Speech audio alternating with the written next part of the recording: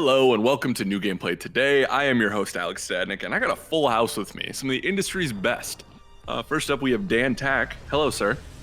Industry's best. Well, hello, Alex. Good to be here. Glad to have you. We got Marcus Stewart. I'm proud to be part of the Avengers of the industry. Of course. And then where would we be without our own, well, I guess I'd be Nick Fury in this case, Captain America, Ben Reeves. Oh, a symbol! Did I say it right? I think we got it. Dan, what are we Hello, looking a at? symbol. Yeah. What are we looking at? I didn't know this game existed until that one thing that we were watching, Alex, a little bit ago, where it showed it off for the Switch, right? It was an indie or something. This is indie showcase. Eastward. This is a beautiful game, as you've probably already seen. Even though we're not in one of the most picturesque areas of the game, this is a great game to look at and a great game to listen to. First and foremost, it's got a really compelling world. Real Welcome quick to question, Eastward. Dan. Yo. Did you try tasting it? Or did you just look and listen? I took a bite. It was pretty good. Actually, ironically, there's a cooking system in the game that got me hungry a few times. You can cook up all kinds of really fantastic dishes that will help you a ton on some of the more difficult boss battles in the game if you need an edge and you don't want to learn all the mechanics. Fair. What kind of game is this for people who don't know? So, it's kind of Zelda-y. I hate to use other games to describe it, but it's such an easy way to do it, right? Instead of a sword, you've got a frying pan. You go through, you get bombs, you blow open doors, you find keys, and you solve a ton of puzzles. If you like puzzles, this game is for you. I like frying pans. It's very puzzle-centric. The combat itself, I wasn't too enthralled with, honestly. It's very simplistic, and it stays that way over the course of the game. The puzzles get a little bit more complex, and sometimes a little annoying. But if you are a puzzle fan, first and foremost, this is for you. Secondly, I'd recommend the game to people who like a good sort of world or yarn. Like, obviously, this game has a lot of throwbacks to like Earthbound and you know, stuff like that. The quirky 90s RPG, you know, that Undertale also, you know, is in the same genre class. But first and foremost, puzzles. You control both these characters over the course of the game. You see right there, John and Sam. They're both cool in their own ways, and they both get different abilities, and you have to swap between them. You can do that on the fly. So you'll be on one puzzle, you'll have to do something with John, and then you'll instantly swap to Sam and do something with her. You'll be on different sides of the screen, controlling both characters. Not simultaneously, but you'll be tapping a button to switch between them. And this game does not have co-op. Correct, no co-op. This is a single-player experience. Which is kind of interesting. Although I always like it when there's like two characters you can swap between, but it always often feels like the developer's like, well, we got to put co-op in now. So it's kind of nice that they stuck to that. Yeah, so Stuck to their vision. Yeah, the puzzles are like designed around swapping between the characters, and there's even some battles like that as well, where you're designed to swap between the characters and use one character's moves before the others. So they do play into that big time. Overall, not the coolest part of the game, for sure. Definitely combat was one of the weaker aspects. But I still enjoyed the game quite a bit on the characters, on the music, on the lore, on the world. These elements worked for me pretty well. You had me at Zelda puzzles, but also you had me worried when you said they were annoying. So, like, how annoying are we talking about? So they start off very, very mild, and you're going to be like, wow, this is way too easy. You know, bomb a wall, swap characters once. Later on in the game, there's there's some timed puzzles where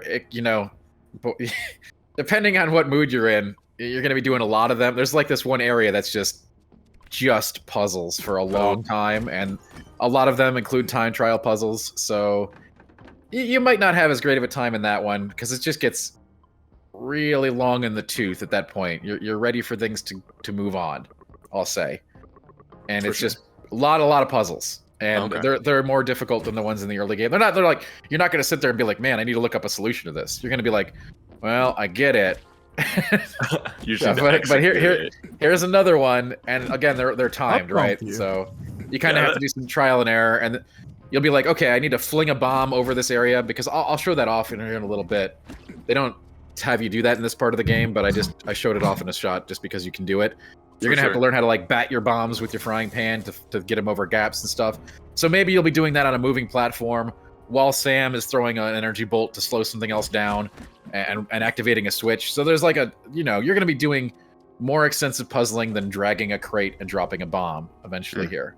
Okay. So notice that Sam is gone now. Is she Get Just hanging bumped, out, You don't- bumped into oblivion? What happened? You don't actually get to control her at this part of the game. You'll get her in about, I don't know, an hour from now. Okay. This is really exposition. This is the first part of the game. We're not really. The last thing I want to do for a game like this is spoil anything. Trust me. It would be a disservice to the game and its world to do so.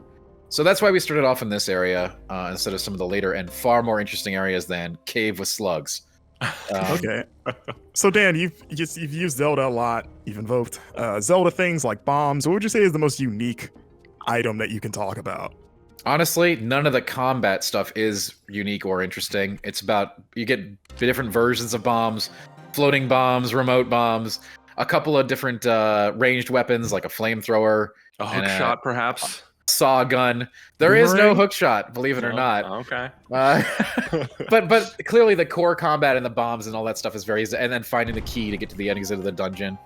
That's all very Zelda loopy, and I use that as an example. It's not a Zelda game, right? Yeah. The character swapping elements and the puzzle, it's more puzzle intense than a Zelda game. Mhm. And again, that's just one element of it, right? Many elements come together to create this thing. I just thought it was the easiest way to relay the core dungeoneering, if you will. For sure. So it sounds like to me, whilst you didn't necessarily like the combat, the story in this was strong enough to keep going through Now, that. I was careful with the words I used here. Okay. The world, the lore, the characters. The story, man, I don't know what I should say.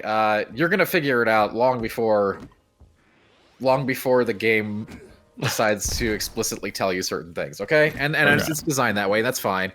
The story itself, somewhat of a classical yarn in a neat little package. But it's the elements that go into that story, I think, that are more important than the baseline story.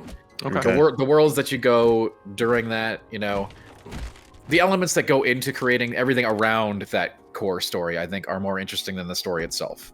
Okay. So it's one of those they've been dead all along stories. I see, Ben. Well, it's not precisely like that, and I'm not going to talk about that anymore. Okay, again, Okay. All right, Moving on. but it is Well, okay. I have not but- played this yet, so But I'm Ben, just... you're right. There is a there is something greater happening here than what's portrayed to you in the opening 5 hours, where you're 4 hours, let's say, before you get out of this first area, depending on how long you take, and depending on how much of the other mini game you play. Earthbound. There is like a straight up old school retro RPG inside the game that you can play, and you can spend a lot of time on it if you want to. I actually want to go back and play a heck of a lot more of it now that I've completed it. Oh, cool. Yeah, I like how you hit the bomb there with your. Yeah, that was dope. That is what I was talking about later. You're gonna have to actually get really good at that and timing that in order to shoot the bomb over gaps to trigger, levers and switches, stuff like Usually that. when I swing my pan like that, it's because something's on fire. And I will, spoiler alert, you will get a much bigger and better pan later, and it's kind What? of entertaining. Yeah, Ooh. I mean the love pan's like your sword. Okay, they don't still call it a sword, right? Is It's there a more master entertaining. pan? I was gonna say, is there a Buster Pan? That's it. That's all I'm saying is that the pan gets cooler. All right. Yeah. Instead of going to a forest, it's like a mythical Bed Bath and Beyond. So, like I said, a lot of classic concepts that you probably know from games, but with a little, quirky. Hey, this game takes place in like a pseudo reality. It's not like fantasy. It's not sci-fi. It's like you. So you're Like buying me. you're cooking up octopi and swinging a pan. Really relatable. It's my Saturday nights. And the worlds get more bizarre and intriguing as you go. You start off in this like sort of dystopian. We're underground because there's some really nasty stuff on the surface, and nobody can go above ground. It's super deadly.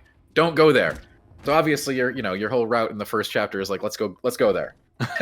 And But of course, yeah. again, this is not spoilers. Okay, this is very entry level. There are a lot of chapters in this game. The prologue.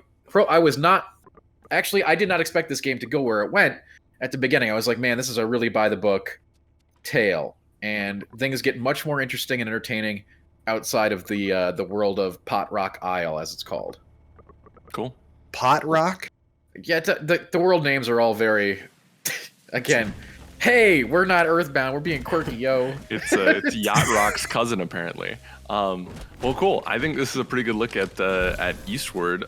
Dan, finally, how long did it take to beat, and then what did you give the game? You did the official Game Informer review, correct?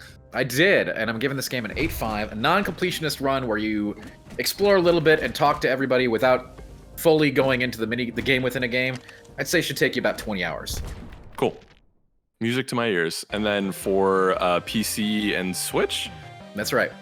beautiful thing. Well, gentlemen, thank you so much for joining me. Viewers, thank you so much for watching. As always, you can find all of our lovely content at youtube.com/GameInformer and GameInformer.com. And thanks. Share, like, share, and subscribe, and we will see you next time. Bye, everyone. Assemble.